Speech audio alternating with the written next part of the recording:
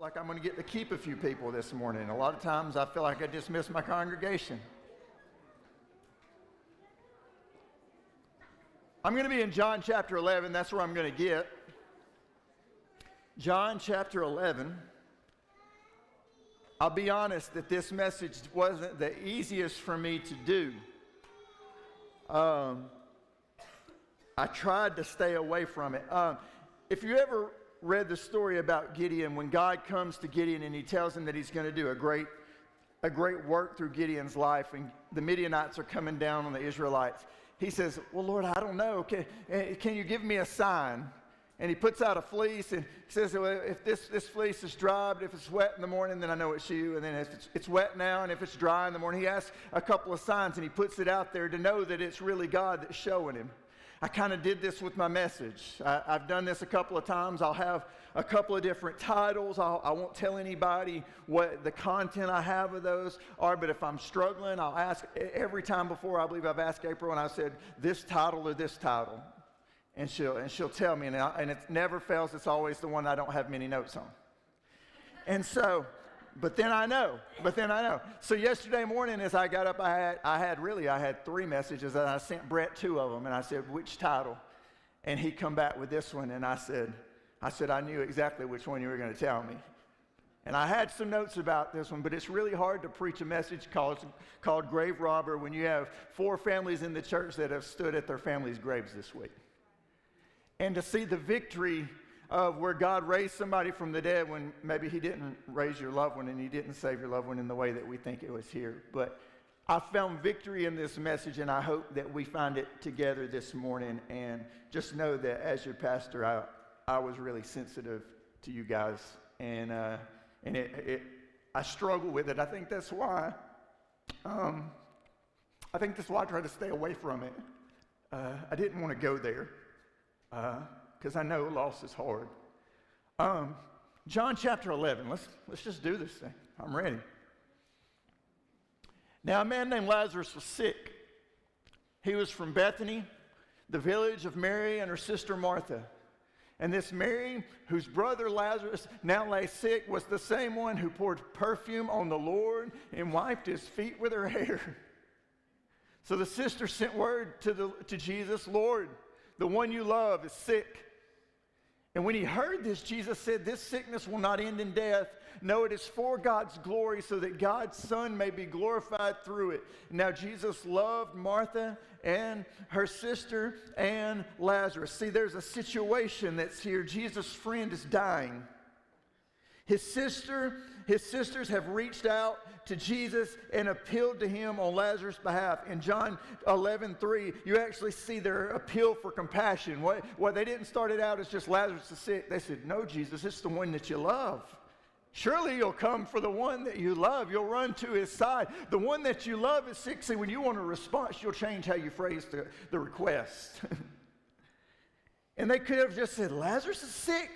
But when it's someone you love, you always will go through great lengths to do whatever is necessary for them. All right.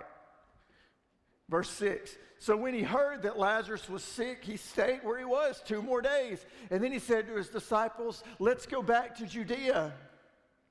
But Rabbi, they said, a short while ago the Jews there tried to stone you, and yet you're going back? And Jesus answered, are there not 12 hours of daylight? And anyone who walks in the daytime will not stumble, for they see by this world's light. It's when a person walks at night that they stumble, for they have no light. And after he had said this, he went on to tell them, our friend Lazarus has fallen asleep, but I'm going there to wake him up. His disciples replied, Lord, if he sleeps, he'll get better. And Jesus had been speaking of his death, but his disciples thought he meant natural sleep. So he told him plainly, he said, Lazarus is dead. And for your sake, I am glad I was not there, so that you may believe. But let us go to him. And then Thomas, also called Didymus, Thomas is called the twin. They said because he looked like Jesus, said to the rest of his disciples, let us also go that we may die with him. He says, Jesus is putting himself at risk here by going back. They may kill him, and they may even kill me because I look like him. They might think that I am him. But he says, the doubter doesn't seem like so much of a doubter here.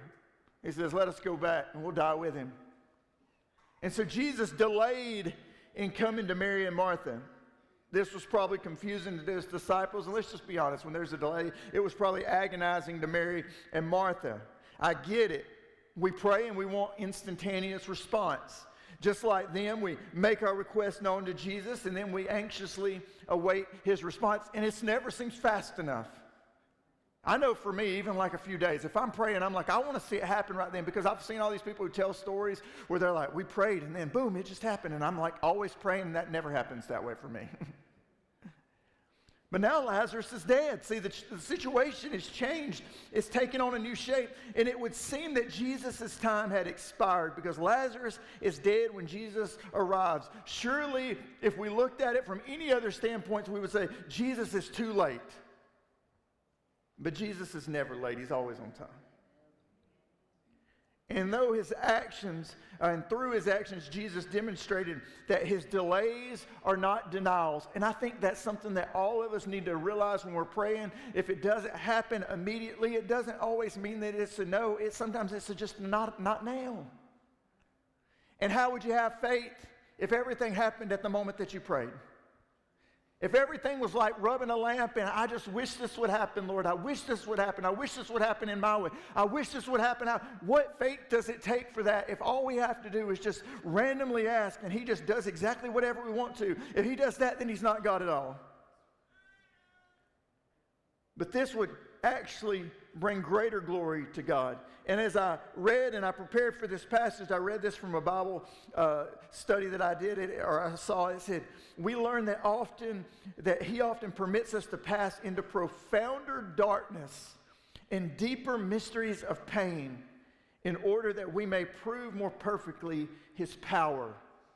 He allows us to go into deeper mysteries of pain in order that we may prove more perfectly his power. See, it's always about his power. It's about his kingdom. It's about his glory. He even told them, he said, I'm about to do something that's going to bring glory to my kingdom.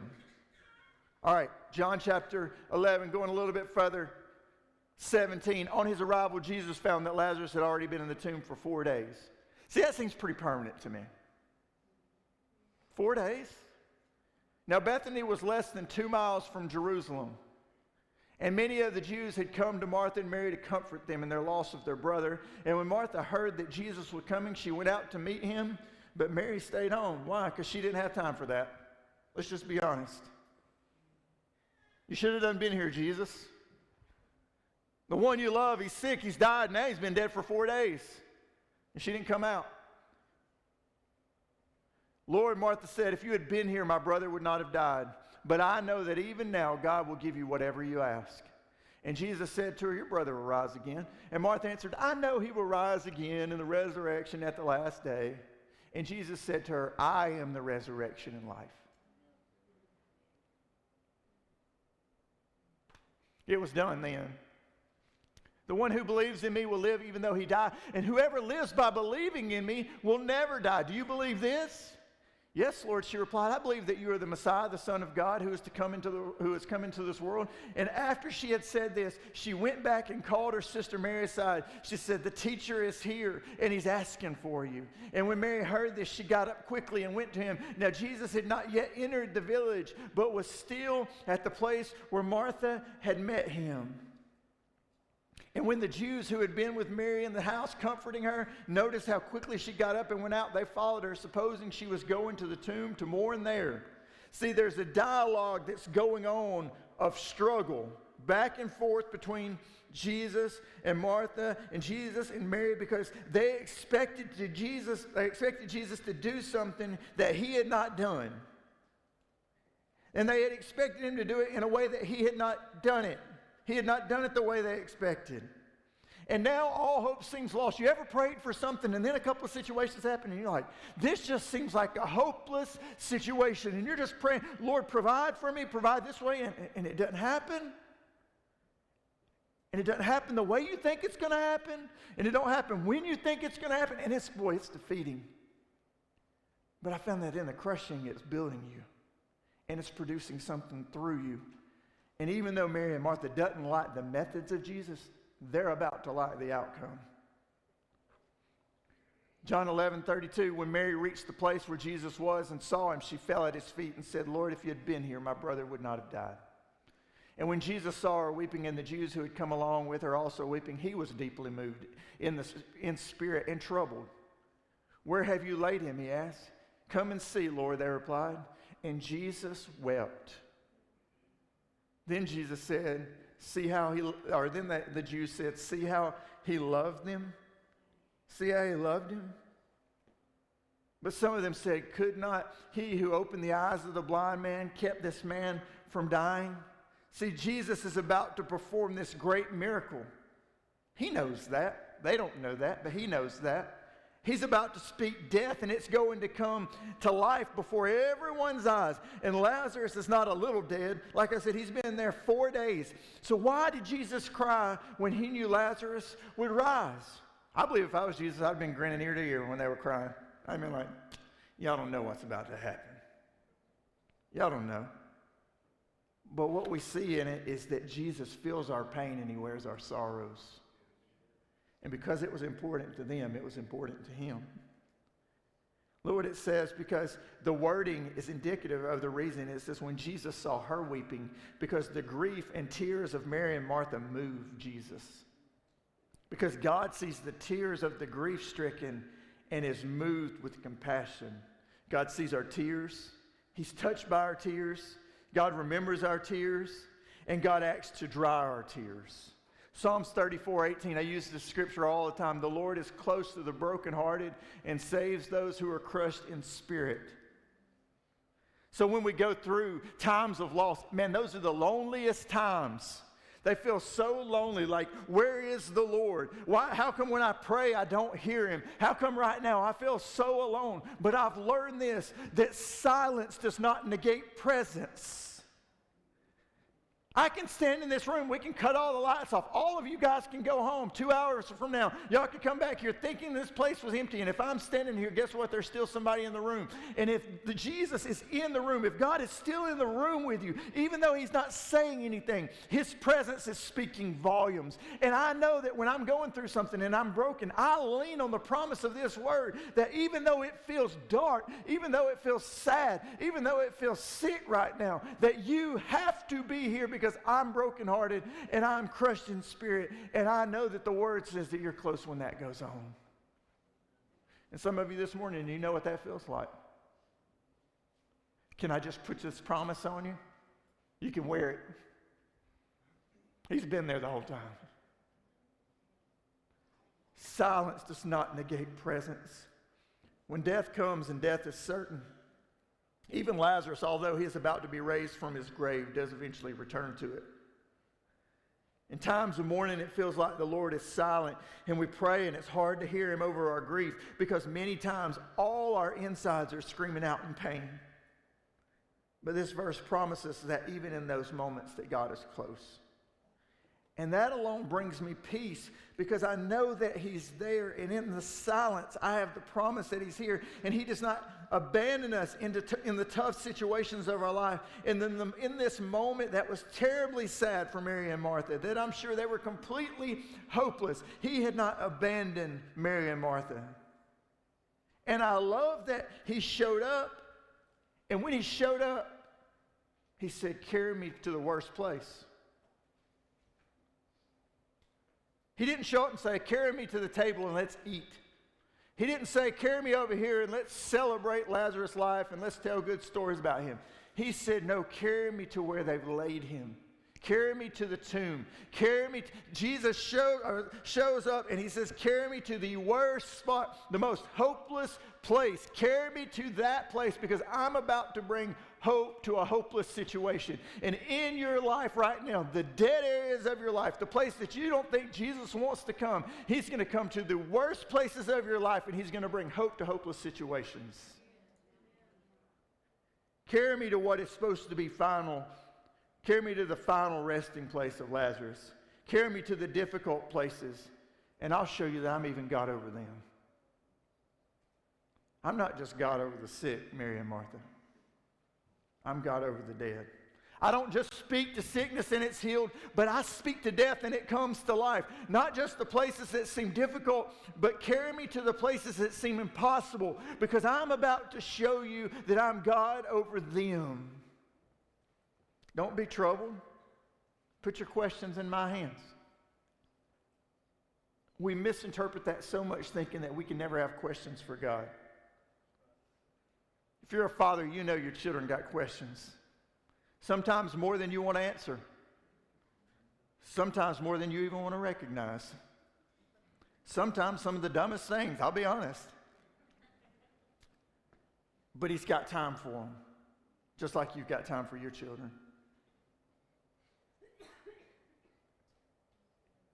And when Jesus doesn't heal Lazarus on this side of the earth, just like when we earnestly pray for someone, he will show up and heal us. Jesus ministered to Mary and Martha before he ever got to the tomb. He met them at their home, and then he said, carry me to your dark place. And this morning, I think he would meet you where you're at, and he would say, carry me to your dark place. Carry me to the place of your life that feels dead. Carry me to the place where you've given up hope.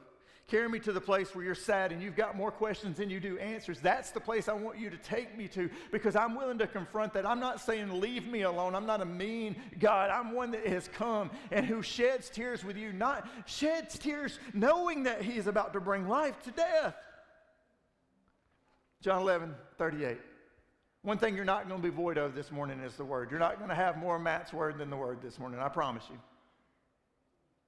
Jesus, once more deeply moved, come to the tomb.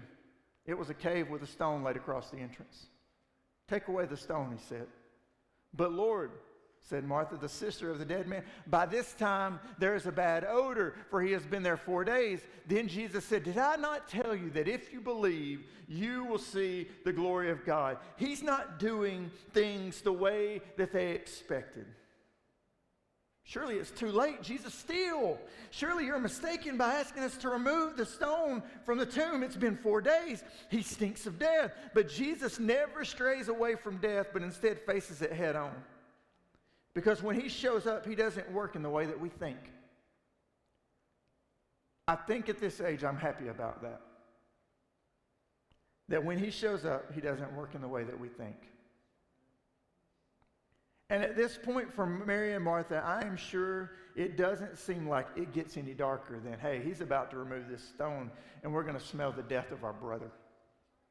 Jesus, is it not enough that he's already dead and you didn't come when he was sick? And now we're about to be exposed in front of all of our friends and before all of the mourners who are mourning Lazarus, because you're asking us to move the stone away, and you're asking us to take this stone away and take this away. And it's about to expose everything about what we've been worried about and what we've been praying about and what we've been asking you to do something about. And if something doesn't happen, we're going to look completely foolish.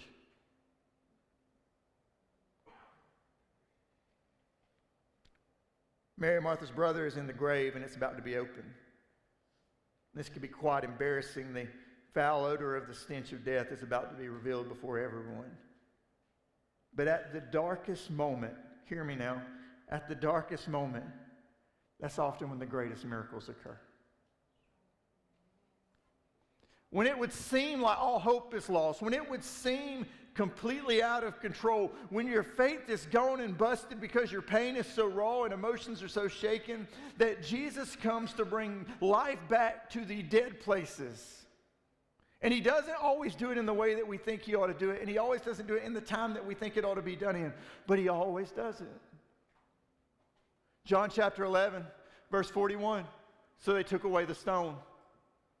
And then Jesus looked up and said, Father, I thank you that you have heard me. I knew that you always hear me, but I said this for the benefit of the people standing here, that they may believe that you sent me. And when he had said this, Jesus called out in a loud voice, Lazarus, come out. And the dead man came out, his hands and feet wrapped with strips of linen and cloth around his face. And Jesus said to them, take off the grave clothes and let him go. And from the dead places come life. And I would say this, and everybody that's here this morning, at one point, whether you want to admit it or not, you were dead in sin, and Jesus brought life to you again. You were destined for something else. And Jesus has given life back to you. And I know everybody that we've ever prayed to be healed on this side of earth did not receive the healing. They did not have this moment where Jesus brought them out to him. But I guarantee you, everyone that's called upon the name of the Lord has life. It has it more abundantly. Lazarus walked out of the tomb that he was carried into. And Jesus spoke. And what man deemed final, Jesus proved it was temporal. That proof there is that no situation is ever too far gone. The way Jesus responded to Mary and Martha with tears, it just proves that Jesus cares about your situation right now. And you may be dead on the inside right now. And it may feel like the darkest days, but you might be on the brink of the greatest miracle. I've been there. Surrounded by everything that's disappointing, going, can it get any worse? It just seems like we just keep getting hit from every side. And then all of a sudden, day breaks, and all of a sudden, you're in the middle of the greatest moment that you've ever had. God brings miracle out of mess. And all of a sudden, that Jesus commands, just like Lazarus, he says, take those grave clothes off. Why? Because they're the symbolism of death, and Lazarus is no longer associated with dead things, so let's put them away. It's like when Jesus brought you out of sin, you could no longer align with your old way of life. You no longer could stand in your grave clothes. You no longer could be the person that you used to be. So you had to put those things away. Jesus came and he spoke, and what was dead came to life, and it proved that the grave was not too late. Lazarus was not bound by his grave any longer. The stone had been rolled away because there was an expectation now, and everyone would see it, that something had come forth from the dead. And it was Jesus showing his authority over death before he conquered it in his own body when he came out of the grave on that Easter morning. And I know that Jesus, like I said, hasn't healed everyone that we've ever prayed for. And I know sometimes death comes on us suddenly. In the first part of Ecclesiastes 3, verse 1, and the first part of verse 2, it says, there is a time for everything, a season for every activity under the heavens, a time to be born and a time to die. It's ahead of all of us. But you know what? For the Christian, we don't mourn like everyone else in the world. Jesus didn't bring Lazarus out of the grave. Jesus did bring Lazarus out of the grave, and Jesus does have power and authority over death and has revealed it many, many times. But Jesus knew even with Lazarus, this is not forever. So he went away, and Jesus prepared a home for us that is waiting. He knew even if he brought Lazarus back to life, it wasn't going to be forever. It wasn't like today Lazarus is still living somewhere. But Jesus brought him out. But Jesus said, that's not going to be forever. So I'm going to go and prepare a place for you that when you come to me, you can be with me forever. You see, Jesus isn't just the grave robber, signifying that he snatches from the death and death's grip in this life. But Jesus is the grave robber who will snatch us from death once and for all. When he returns, the graves are going to burst forth. And even then, they will not be able to keep us down. And when Jesus returns, those who've been dead in Christ are going to rise first to meet him in the air. The grave is not going to hold you then, just like he spoke to Lazarus' grave and he said, come forth. He's going to speak again. He's going to come through the clouds. And guess what? All of those graves are going to open up and all of those people are going to go right to him. 1 Thessalonians 4, for the Lord himself will come down from heaven with a loud command, with the voice of the archangel, and will the trumpet call of God, and the dead in Christ will rise first. And that we who are still alive and are left, we will be caught up together with them in the clouds to meet the Lord in the air. And so we will be with the Lord when? Forever. He's not saying I'm just coming to temporarily remove death from you. But he's saying, I'm come to give death the death blow. We don't weep as ones who don't have hope. We have hope. We have assurance that he'll never leave us alone. Jesus told his disciples that he had prepared a place for us. And you don't prepare a place if you don't expect an arrival. Like at our house yesterday, I cut grass. April cleaned. Why? Because we have life group tonight. Why? Because we expect some of you to be in our home tonight.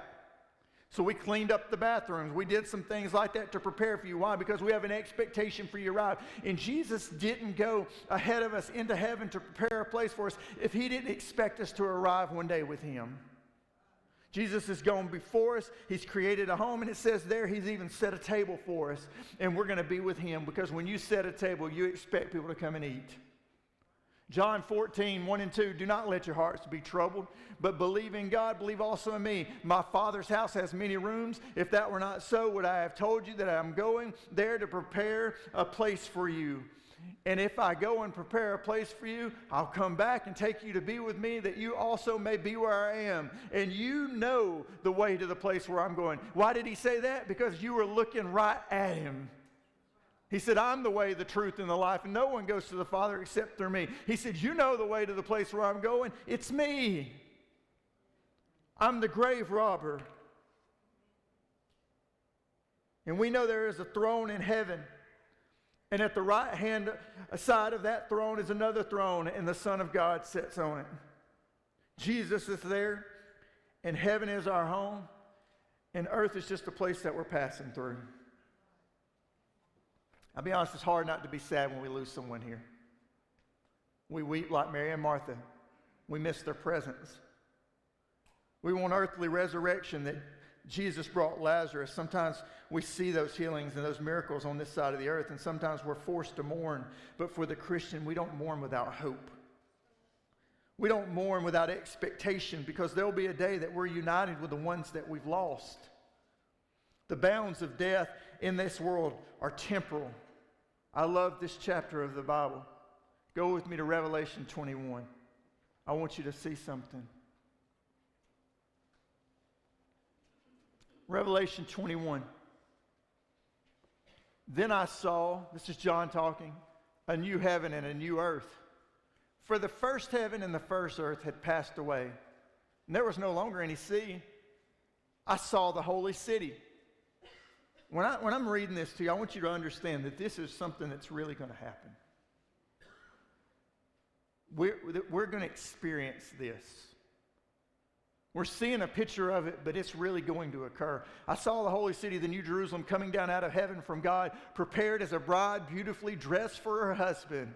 And I heard a loud voice from the throne saying, look, God's dwelling place is now among the people, and he will dwell with him. They will be his people, and God himself will be with them and be their God. And he, God, will wipe away every tear from their eyes, because there will be no more death, or mourning, or crying, or pain, for the old order of things has passed away.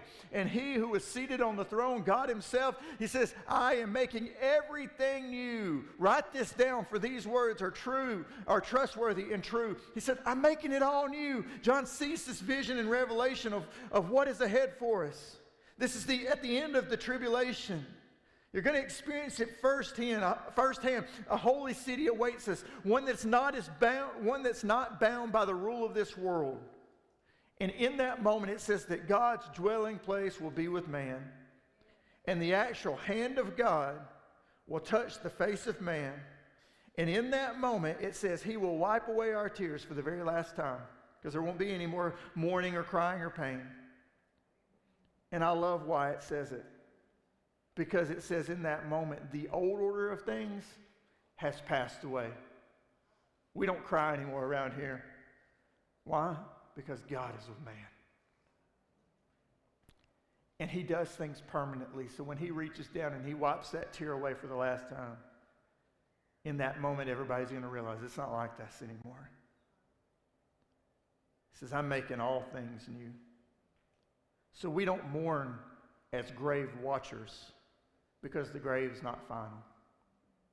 We see a physical representation of life given back to the dead in the story of Lazarus. We see there is no limitation in which Jesus cannot redeem hopeless situations, because there was 4 days in the grave was not even an obstacle for him. And whatever you're going through this morning, the thing I can say with complete honesty and belief is this, is if you are here this morning, you haven't been in the grave for 4 days. So your situation is not as hopeless even as Lazarus, and Lazarus' situation was not hopeless at all. You're not a hopeless situation. Because the grave robber will not only rob the grave, he will make sure there is no longer any need for it in your existence. Because the old order of things, meaning the way we once did things, will be passed away. Whatever you're going through this morning, whatever this morning changes, will you do like Mary and Martha, and will you bring it to Jesus? Mary and Martha had a problem. The brother was sick. He was dying. And they made a decision. Somebody tell Jesus about it.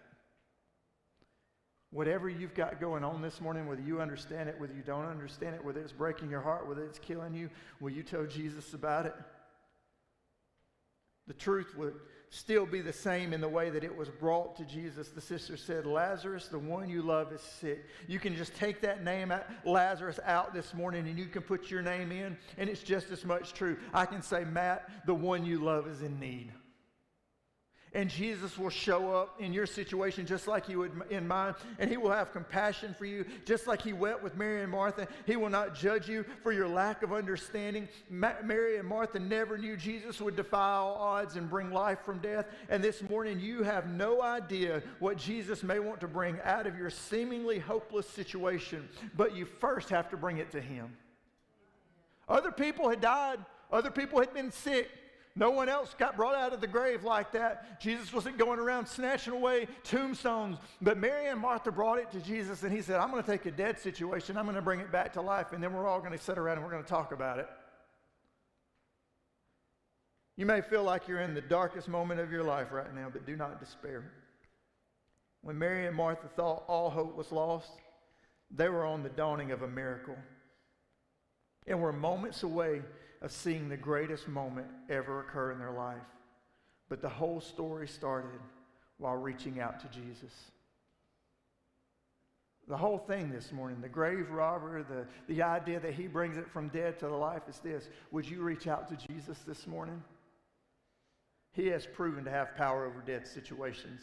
He's proven in his word that he has a future and a hope for all who belong to him. He is preparing a place for you, and he'll come back again. He has proven that he cares about your situation, crying because Mary and Martha were broken, even knowing that Lazarus would soon live. And I promise you that no matter what situation you find yourself in this morning, that he cares about it because he is the grave robber. He is here to give life to dead situations. And I love this verse, and I close with this verse this morning. 1 Corinthians 15, 55 through 57. O death, where is thy sting? O grave, where is thy victory? The sting of death is sin, and the strength of sin is the law. But thanks to God, which give us the victory through our Lord Jesus Christ. He is the grave robber this morning.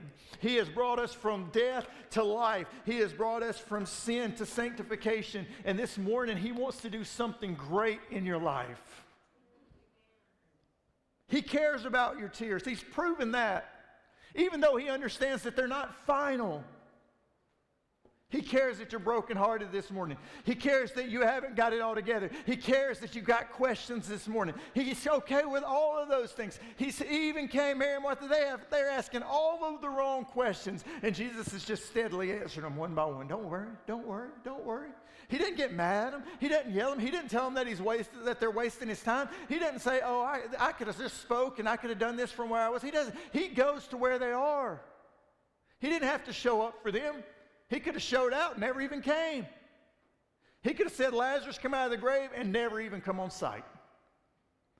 And this morning, you're here because he wants to bring some dead things back to life. He wants to bring some hope to some hopeless situations. I don't know. I could name off things that I see that are dead in people's life. Maybe you got a dead marriage. Maybe you got dead friendships. Maybe you got a dead-end job. Maybe you're sad and you're mourning like some of you are. And you know what? It's okay. Even you can have questions, and it's okay this morning. I'm not here to tell you that God doesn't want your questions. I think he welcomes them, and he wants to dry your tears, and he wants to walk with you right now, and he wants to be there for you, and he don't want you to feel bad about asking why. I think it's okay to ask why, as long as you're okay with the answer. Maybe you've got some things that you can't control right now that are putting some strain and some difficulty on you, and it seems like the darkest moment of your life. And that is at the moment that Mary and Martha were right before the greatest miracle ever occurred. Houston, would you and the worship team come forward this morning?